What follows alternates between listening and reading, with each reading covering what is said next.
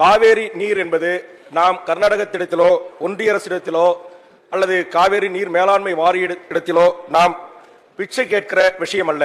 காவேரி நீர் என்பது நம்முடைய பிறப்புரிமை. காவேரி என்கிற பெயர் தூய தமிழில் இருப்பதை கொண்டு இது கர்நாடகத்திற்காரர்கள் எந்த விதத்திலும் சொந்தம் கொட முடியாத ஒன்று. லட்சக்கணக்கான ஆண்டுகளுக்கு முன்பே காவேரி தமிழ்நாட்டின் உரிமையாக பல்வேறு சங்ககால இலக்கியங்களில் குறிப்பிடப்பட்டு வந்திருக்கிறது.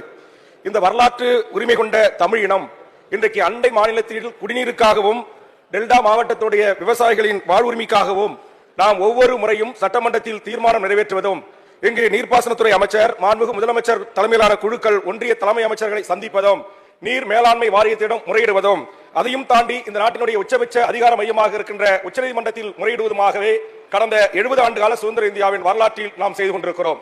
70 ஆண்டுகால சுதந்திர இந்தியாவில் ஒன்றியத்தில் ஆட்சி செய்கின்ற எந்த ஒரு அரசாக இருந்தாலும் தமிழ்நாட்டிற்குரிய தண்ணீர் பகிர்வை தருவதற்கு மறுத்து அங்கிருக்கிற கன்னட வேதிய இனவரி கும்பல்களை தூண்டிவிட்டு 50 ஆண்டு காலமாக தமிழ்நாட்டு தமிழர்கள் அங்கு வாழ்கின்றவர்களுக்கும்